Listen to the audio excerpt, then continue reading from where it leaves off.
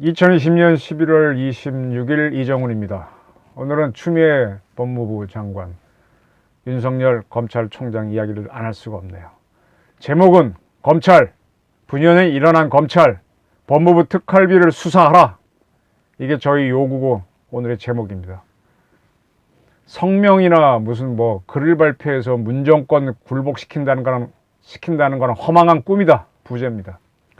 제가 며칠 전에 이 사건을 친위 쿠데타라고, 추미애 장관이 윤석열 씨를 총장직에서 직무 배제한 거는 친위 쿠데타라고 하면서 말미에 이 사건에 이것 때문에 이것 때문에 검사들이 일어날 거라는 표현을, 검사와 기자는 절대 한 명이 아니다라고 했었는데 이제 그런 일들이 일어났습니다. 11월 25일 대검찰청에서 34기 이하의 검찰 연구관들, 이제 부장급들이죠. 이분들이 내부 통신망에 추 장관이 처분은 검찰 업무의 독립성과 법치주의를 심각하게 훼손하는 것으로 위법부당하다라는 성명을 발표했습니다. 그러자 이제 그날 같은 날 부산지검 동부지청 평검사들도 사실관계가 충분히 확인되지 않은 시점에서 총장에 대해 징계를 청구하고 직무 배제를 명한 것은 위법부당한 조치라며 추 장관을 비판했습니다. 25일 날 이렇게 불이 붙었죠. 그러자 바로 상당수의 전국 검사들이 들고 일어나면서 검난이 시작됐습니다. 11월 26일 오늘입니다. 대한민국에는 대검이 하나 있고 고등검찰청, 고검이 전국에 6개 있습니다. 이 6개 고검의 고등검찰청장, 고검장이죠. 그 6분 모두가 추미애 법무부 장관에게 윤석열 검찰총장의 직무를 정지시킨 데 대해 재고를 해줄 것을 바라는 건의문을 검찰 내부망에 띄웠습니다. 현재의 상황과 조치에 대한 냉철하고 객관적인 평가와 판단 제고를 간곡히 추 장관께 건의드린다. 검찰총장의 임기 제도는 역사적 경험을 바탕으로 정치 회풍을 차단하고 직무의 독립성을 확보하기 위한 법률적 장치라며 수사지휘권 행사부터 직무 집행 정지까지 많은 논란이 빚어지는 이유는 검찰의 정치적 중립성을 훼손한다는 우려가 있기 때문이라고 생각한다. 장관의 총장에 대한 민주적 통제는 신중함과 절제가 요구되고 절차와 방식이 법령에 부합하며 상당성을 갖춰야 한다. 이렇게 하면서 이런 내용을 담으면서 추 장관이 윤 총장을 상대로 발동한 2차례의 수사 지휘 등이 횟수와 내용 측면에서 신중함과 절제를 충족했는지 회의적이다. 이렇게 밝혔습니다. 또 추 장관의 일부 감찰 지시 사항의 경우 구체적인 사건에 대한 수사와 재판에 관여할 목적으로 진행된다는 논란이 있고 감찰 지시 사항과 징계 청구 사유가 대부분 불일치한다는 점에서도 절차와 방식, 내용의 적정성에 의문이 있다. 이렇게 했습니다. 이러한 건의문에는 조상철 서울고검장, 강남일 대전, 장영수 대구, 박성진 부산, 구본선 광주, 오인선 수원 6명의 고검장이 모두 자기 이름을 올렸습니다. 네, 같은 날입니다. 11월 26일 검사장 그러면 흔히 말하는 지방검찰청장급을 얘기합니다. 그 검사장 19명도 검찰 내부망에 성명서를 올렸습니다. 내용은 대다수 검사는 추 장관의 조치에 대해 검찰이 정치적 중립과 법치주의를 심각하게 훼손하는 것이 아닌가 걱정하고 있다. 검찰의 민주적 통제와 정치적 중립을 보장하고자 하는 검찰개혁의 목표가 왜곡되거나 그 진정성이 훼손되지 않도록 검찰총장에 대한 직무정지와 징계 청구를 냉철하게 재고해 바로잡아 주실 것을 요청한다. 국민 여러분께 송구하다는 말씀을 드리며 검찰의 제도개혁이 안착해 인권이 보장되고 범죄로부터 자유로운 사회가 될 수 있도록 일선에서 소임을 다할 것이다. 우리나라의 고검은 아까 6개고요. 지방검찰청은 18개입니다. 그런데 그중에 3개의 지검장만 불참하고 15명의 검사장이 이 성명서에 이름을 올렸습니다.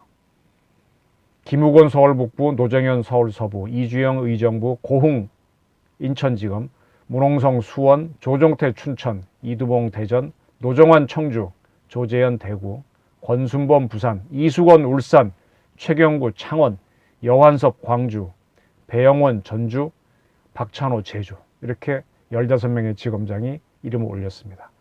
이름을 올리지 않은 사람은 다 서울에 있는 지검장들이에요. 가장 유명한 이성윤 서울중앙지검장, 많이 논란이 있었던 김관정 서울 동부지검장, 그리고 이정수 서울 남부지검장입니다. 이들은 추 장관과 문 대통령을 지지하는 이들인가요? 아니면 중립인가요? 네, 넘어가겠습니다.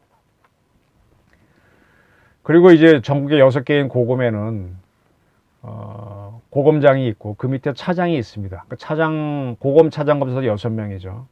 그 6분 중에서 2사람이 이 15명의 지검장들과 같이 성명서를 내고 이름을 올렸습니다. 4명의 고검 차장 검사는 올리지 않은 거죠. 그 이름을 올린 사람은 서울 고검의 김지용 차장, 수원 고검의 이원석 차장입니다. 그리고 대검에 가게 되면은 그 반부패 강력부 같은 그런 부가 있는데, 그런데 부장들은 검사장급입니다. 거기 차장이나 검사장급들이 있는데 그분들이 중간 간부죠. 맨 처음에 했던 대검의 연구관들은 부장급들이고요. 그 위가 이제 차장이나 검사장급들인데, 그러한 사람 27명이 성명을 또 발표했습니다. 윤석열 총장에 대한 징계 청구와 직무 집행 정지는 적법 절차를 따르지 않고 충분한 진상 확인 과정도 없이 이루어진 것으로 위법부당하다. 이는 검찰이 정치적 중립성은 물론이고 검찰개혁, 나아가 소중하게 지켜온 대한민국의 법치주의 원칙을 크게 훼손하는 것이다. 검찰이 헌법과 법률에 따라 책임과 직무를 다할 수 있도록 징계 청구와 직무 집행정지를 제고해 주실 것을 장관께 간곡히 요청드린다. 이렇게 했습니다. 네, 검찰의 모든 간부들이 거의 다 참여를 했네요. 그리고 이제 11월 26일 오늘이죠. 한 전국의 10개 지검에서 평검사회의가 열린 걸로 알고 있습니다. 그래서 의견이 모아지면은 검찰 내부망에 글을 올리겠죠. 먼저 회의를 끝낸 춘천지검 평검사들이 내부통신망에 e프로스라고 하는 내부통신망에 글을 올렸습니다. 검찰총장에 대한 징계 청구와 직무 집행 정지 처분은 위법하고 부당한 만큼 철회돼야 한다. 네. 평검사들일지라도 다 사실을 통과했으니까 법률 전문가들입니다. 법을 따질 줄 아는 이들입니다. 하나같이 이렇게 얘기하고 있네요. 이 글을 올린 사람은 천정배 전 법무부 장관의 사위인 최재만 검사입니다.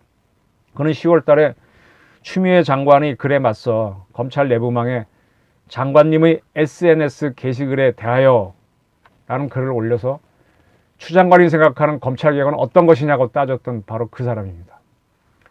이렇게 평검사들이 또 이제 평검사, 부장검사, 차장검사, 검사장, 고검장까지 다수가 일어나서 추 장관에 대항을 하고 있네요. 평검사회의가 열린 거는 2013년 만에 2013년에 있었습니다. 7년 만에 다시 일어났는데, 그때 최동욱 검찰총장이 혼외자가 있었습니다. 아들이 있었죠. 부인하고 말고 다른 여성과의 사이에서 아들을 하나 낳은 게 있었습니다. 그게 밝혀져 갖고 압박을 받으니까 사표를 냈습니다. 그러니까 일선에 있는 평검사들이 평검사 회의를 열어서, 아니 그거 가지고 왜 사퇴를 시키느냐, 그걸 핑계로 정치적 압력을 넣은 거 아니냐, 이렇게 했었습니다. 그때 최 총장은 윤리적 약점은 있었죠. 그래서 사퇴 압력을 받았던 건데 평검사들은 검찰 중립화를 위해서는 그건 안 된다 그랬거든요. 그 당시에는 민주당, 바로 이 정권이 적극적으로 최동욱 총장을 지지해 줬습니다. 네, 그 여성 의원 누구 이름도 제가 막 떠오릅니다. 윤 총장은 그러한 약점도 없어요. 그분은 혼외자는커녕 자기 자식도 없습니다. 결혼을 했지만 자녀가 없습니다.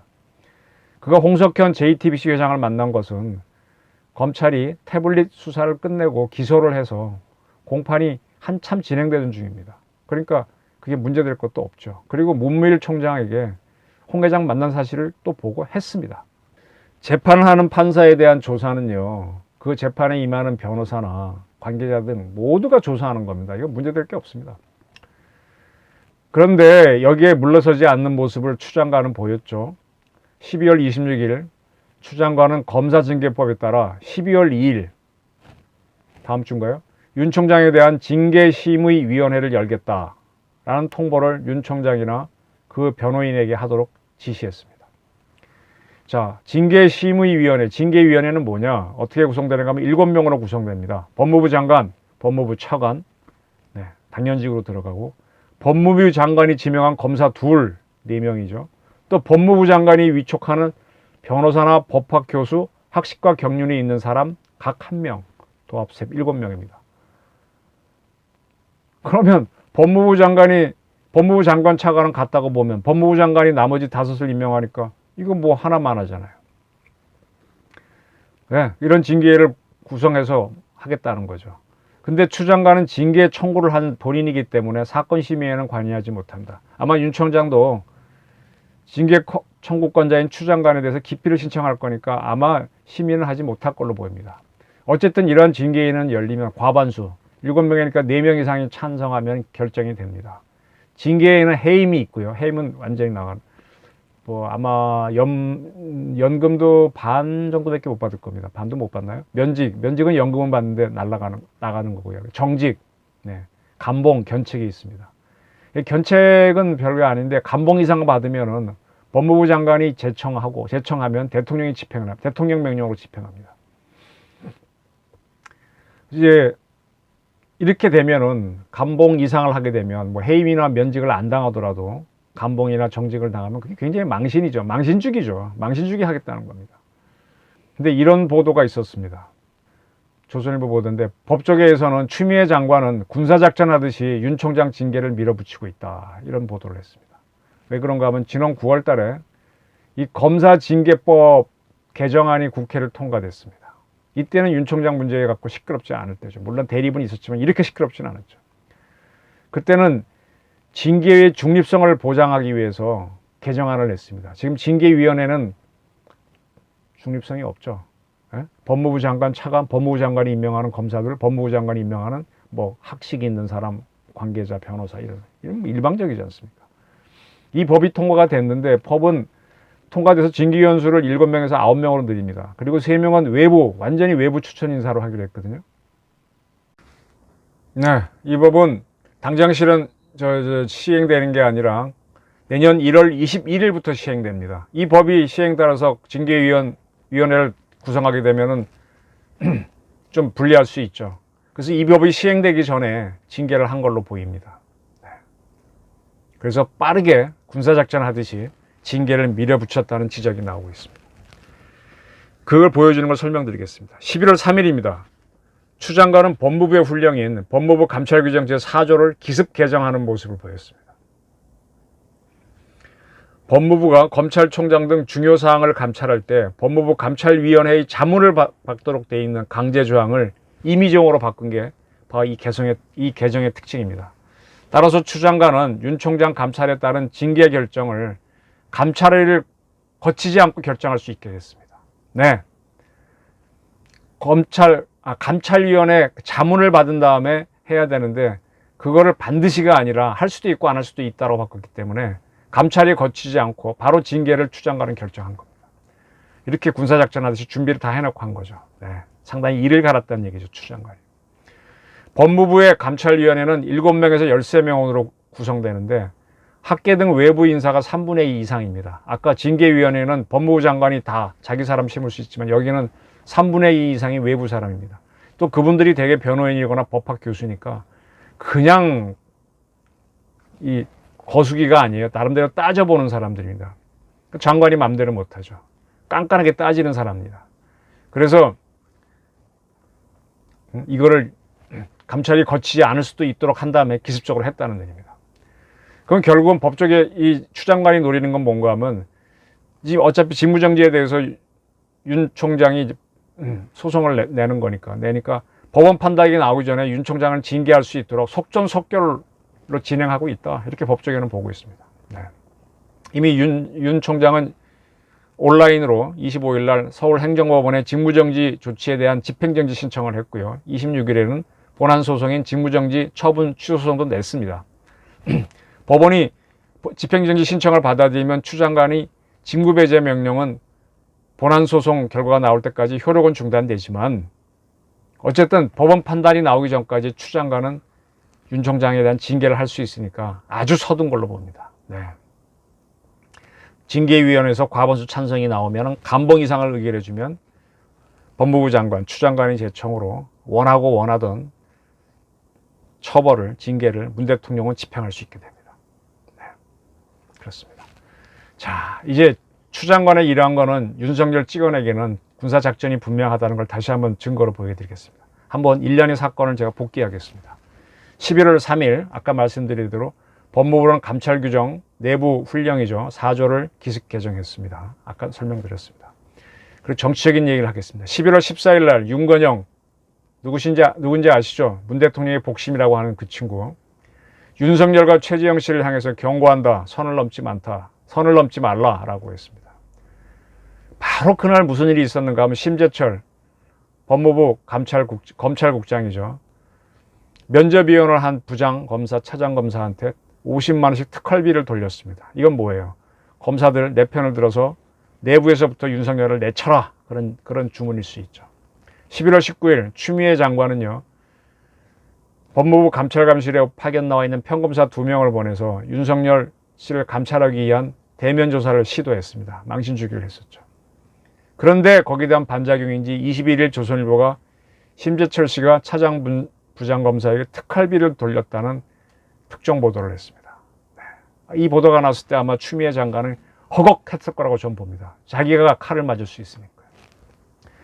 그러한 추미애를 누가 지원해 주는가 하면 정세균 총리가 추 장관 잘하고 있다고 아주 응원을 해줬습니다. 그리고 24일 날 추미애 장관은 정광석가처럼 서울중앙지검을 통해서 윤석열 씨 장모를 기소한다고 발표해놓고 윤석열 씨에 대해서는 직무정지 및 징계 청구를 발표했습니다.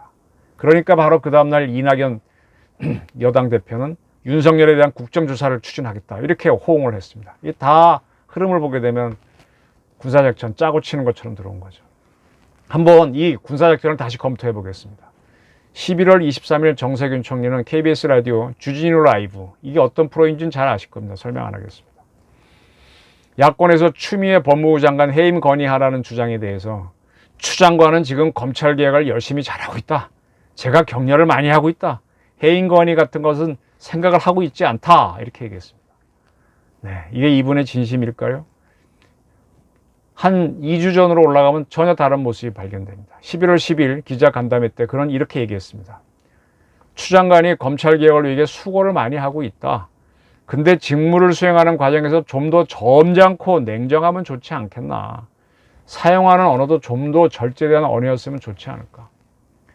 정세균 총리가 굉장히 점잖은 분입니다. 말수도 없고. 사람이 훌륭한 분이에요. 이분이 이 정도 이렇게 얘기했으면 이거 큰 비난입니다. 근데 이러한 정 총리의 언행이 윤석열 씨를 배제하는 추 장관의 발표가 있었는데 확 바뀌어버린 겁니다. 이거는 내부적으로 짰다는 얘기죠. 자, 이 정 총리가 바뀐 모습 또 하나 보여드리겠습니다. 11월 25일 그는 월성이러기 조기 폐쇄 결정과 관련해 감사한 감사 결과로 조직 분위기가 위축된 산업통상자본부를 찾아가 직원들을 격려했습니다. 최근 마음고생이 많은 것을 잘 알고 안타까워하고 있다. 어깨를 펴고 당당하게 전진해달라. 그런 당부를 했습니다. 총리가 물론 이분이 과거에 산자부 장관을 지내긴 했지만 이런 얘기를 할 필요가 있나요? 법을 어긴 사람들도 굉장히 많은데. 자, 윤건영 씨 문제 다시 살펴보겠습니다. 11월 14일 그는 이 양반은 문 대통령 밑에서 국정기획실장 했고 그 정의용 씨가 북한에 특사로 갈 때 따라갔었죠. 이런 그가 국회의원이 됐죠. 근데 이번에 페이스북에 11월 14일에 올렸는데 뭐라 그랬는가. 월성 1호기 조기 수사에 대해서 굉장히 스트레스를 산자부가 아니라 청와대가 받았죠. 문 대통령이 받았죠. 추미애 장관이 아니라. 이렇게 썼습니다. 월성 1호기 폐쇄는 19대 대선 공약이었고 선거를 통해 국민의 지지를 받은 정책이다. 국민의 선택을 받은 정부가 공약을 지키는 것은 너무나 당연한 민주주의다. 이렇게 하고 난 다음에 문 대통령이 당선으로 국민으로부터 추진해도 좋다는 승인을 받은 월성 1호기 조기 폐쇄 정책 자체를 감사하고 수사하는 것은 민주주의에 대한 정면 도전이다. 이렇게 오만한 얘기를 합니다. 법으로 만들지도 않고 우리나라가 무슨 왕조 국가예요? 이런 사람들이 대통령의 복심이라 그러니까 이 정권이 엉터리가 되는 겁니다. 독재 정권이 되는 겁니다. 아니, 우리 국민들이 전부 다 대통령을 지지했나요? 절반 정도는 지지 안 했습니다. 근데 무슨 추진이었던 승인을 받았어. 그렇다고 하더라도 법을 만들어 놓고 해야 되지. 이 민주주의를 정면으로 도정하면서 자기가 민주주의를 지킨다는 이런 헛소리를 하고 있습니다. 수사와 감사는 국민을 상대로 적법성을 따지겠다고 으름장을 놓고 있는 것이다. 예, 이런 엉터리 이야기를 하죠. 심각하게 선을 넘었다. 이렇게 겁박을 합니다. 또 문서 파기 등 정책 집행 과정의 오류나 행정적인 과오에 대해서는 얼마든지 감사도 수사도 가능하지만 월성 1호기 폐쇄 그 자체가 감사와 수사의 대상이 될 수는 없다. 이거는 문 대통령 감싸기입니다. 네. 이는 선거제도를 무력화하는 위험한 행태고 현재 벌어지는 일련의 양태는 분명히 선을 넘고 있다. 이렇게 오만한 이야기를 합니다. 아니 대통령을 탄핵시킨 게 이 정권 사람들인데 문재인 대통령은 법의 대상이 안 된다는 그런 오만한 얘기를 하고 있잖아요. 아주 건방에 하늘을 찌릅니다. 최재형 원장을 향해서는 정책 수립 과정을 놓고 범죄 개연성 운운하는 감사원장도 마찬가지로 선을 넘고 있다. 이렇게 경고를 합니다. 참 오만한 사람입니다. 민주주의의 기본도 모르는 듯하다. 모르는 건 당신이지. 문재인 정부는 국민의 선택을 받은 정부다. 선을 넘지 마시라. 윤건영 씨, 선 넘지 말아요. 이런 사람이 국회에 가 있으니 우리나라 국회가 엉망진창인 겁니다.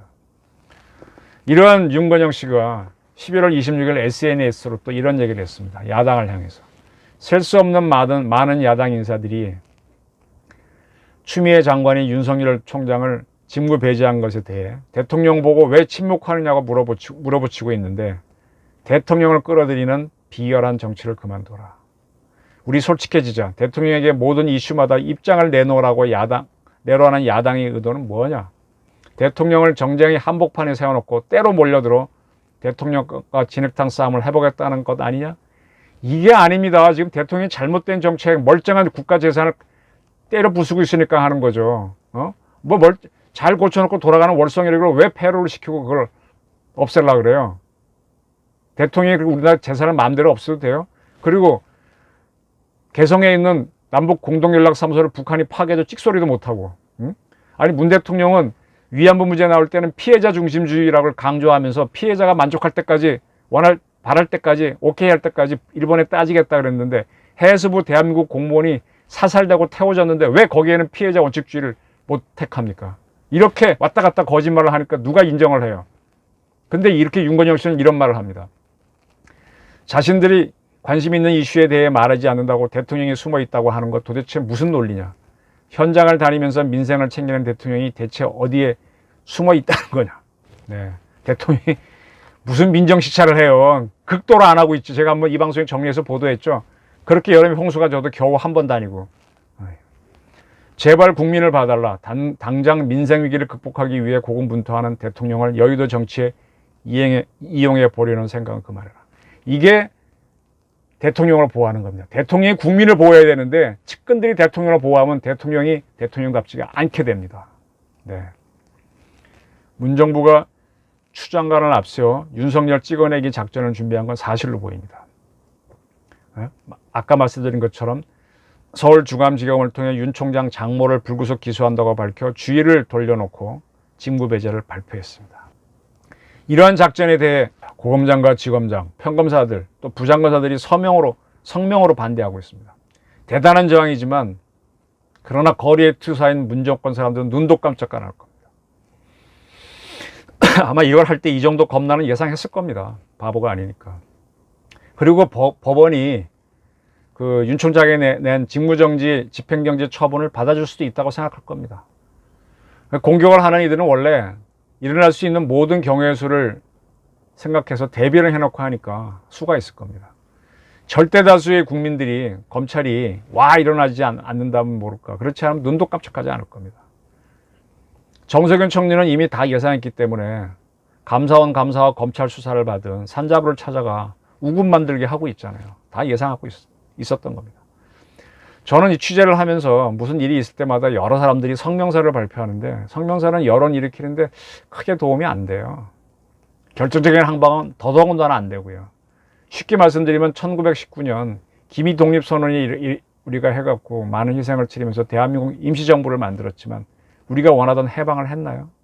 못했습니다. 해방을 하려면요. 제가 공부한 바로는 역시 대결밖에 없습니다. 윤봉길이나 이봉창 의사처럼 공격을 해야 됩니다. 그래야 저들이 물러납니다. 일본이 우리를 해방시킨 거는 미국이 압도적인 군사력과 핵으로 때렸기 때문입니다. 그래서 우리한테 해방이 온 겁니다. 이게 요체입니다. 성명 아무리 얘기해봐야 문정부 사람은 눈도 깜짝 안 합니다. 제대로 공격을 해야 됩니다. 문정부 사람들이 자랑하는 1987년 6월 민주화 운동, 그거는 성공했다고 보죠. 6.29 선언 받았으니까. 연세대생 이한열 군이 희생되면서 격렬하게 가투를 했기 때문입니다. 문정부가 촛불혁명 하는데 그것도 엄청난 사람들을 동원해서 시위를 했기 때문에 가능했던 거거든요. 1960년에 4.19도 김주열 군 등 많은 사람들이 희생됐기 때문에 성공한 겁니다. 이명박 같은 정부라면 검사들이 저 정도 대항하면은 최동욱 검사장 총장 때처럼 굴복합니다. 근데 문재인 정부 달라요. 이건 전혀 다르게 봐야 됩니다. 역사를 바꾼 거는 성명이 아니라 실력입니다. 권력은 결정적인 한 방이 나와야 Y조짐을 보이죠.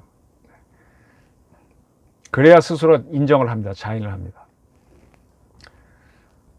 언론이라면 권력의 비리를 밝히는 폭로 기사를 쓰는 겁니다. 결정적인 항반이. 그게 미국의 워터게이트, 일본에서는 다치바나 다카시 기자가 썼던 다나카의 금맥과 인맥, 이런 기사 같은 거죠. 우리나라도 이런 기사 쓴 사람이 있습니다. 검찰은 뭘 해야 되느냐? 증거를 잡아 수사하는 기관이니까 그걸 하면 됩니다. 뭘 잡느냐? 문정부의 법무부의 특활비 부정사용을 잡으면 됩니다. 네, 아까 심재철 감찰국장 얘기를 했죠. 네, 바로 그겁니다. 아니면 제가 계속 주장했던 북한 사과 통지문이 4건이나 있는 거 있죠. 어떻게 북한이 보낸 문서가 4건이나 있을 수 있어요? 같은 내용인데. 이거 뭔가 이걸 수사해야 됩니다. 수사하면은 무너집니다. 법무부는 검찰 용인 특활비를 갖고 와서 자기들이 금일봉용 경력금용으로 썼어요. 이거 자체가 명백한 불법입니다.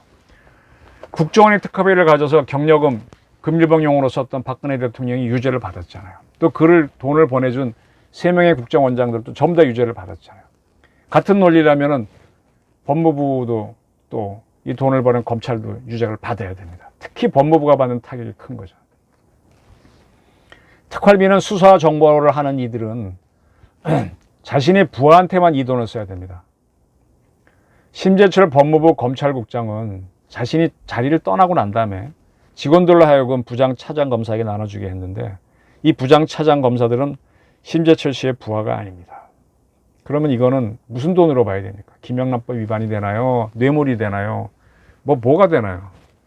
이건 법무부로 간 것 자체가 잘못이고 써도 자기네끼리 썼으면 모르는데 그것도 문제인데 왜 타 기관 사람을 주냔 말이야. 이건 상당히 심각한 문제예요. 문정부는요, 검찰이 월성 1호기 수사를 할 때 진짜 화들짝 놀랐습니다. 근데 감찰국장이 이 검찰들을 자기 편으로 만들기 위해서 그랬는지 이렇게 돈을 돌렸는데 그 특활비 뿌린 게 밝혀지리라고 생각도 못했죠. 그러니까 총기장하는 거죠. 그래서 서둘러 윤 총장을 찍어냈으니까 거꾸로 지금 검찰에서는 성명이나 발표할 게 아니라 이 부분을 수사를 하라는 겁니다. 제 주문입니다. 그래야 비명을 지르고 선을 넘지 마라 이런 헛소리를 못합니다. 이 정권 사람들이. 자기들이 할 때는 법대로고 왜 우리가 국민들이 할 때는 그 대통령 통치행위다 이런 얘기를 합니까? 비겁하게. 그리고 기자들이 탐사보도 들어가야 됩니다. 탐사보도 하듯이 검찰은 수사를 들어가세요. 인지수사를 하십시오. 지금은 강대강이 충돌하는 국면이거든요. 어느 한쪽이 무너져야 됩니다. 이 국면을 추미애 씨가 만들었어요. 문재인 씨가 만들었어요. 이거 어쩔 수가 없습니다. 죽기 아니면 살기가 되는 겁니다. 검찰은 성명이나 발표하고 주먹을 불꽃쥐었지만 맥없이 무너질 수도 있어요. 무너질 수도 있어요. 자, 그렇다면은 사실만 보고 갈래? 사람에게 충성할래를 검사들은 결정해야 됩니다. 지금 검찰이 검찰 정치 중립을 얘기했으면 그걸 사실로 증명하십시오. 검찰 정치 중립 얘기했으면 사실만 보고 가야 됩니다. 사실만 보고 갈 것인가, 권력에 충성할 것인가. 잘 결정해야 됩니다. 대한민국 국군은 권력의 개가 됐다고 좀 봅니다. 이 방송 보시는 군인들은 기분 나쁠지 모르지만 우리 군인들처럼 저렇게 힘없는 집단도 처음 봤습니다. 지금 법무부 장관을 한자로 법법자에다 춤추는 부자, 여자 부자, 법춤을 추는 여자, 보기 좋다 할 때 장관이다 그러죠. 그렇게 적는 사람들도 있습니다. 이 정도로 지금 대한민국 법무부 장관의 권위가 떨어졌는데 이걸 어떻게 가만히 있습니까? 검찰 특활비, 법무부 특활비 수사를 하십시오. 그래서 강대강으로 한번 가십시오. 성명서 발표해갖고는 이 사태 끝나지 않습니다. 제 이정훈의 부탁이고 주장입니다. 감사합니다.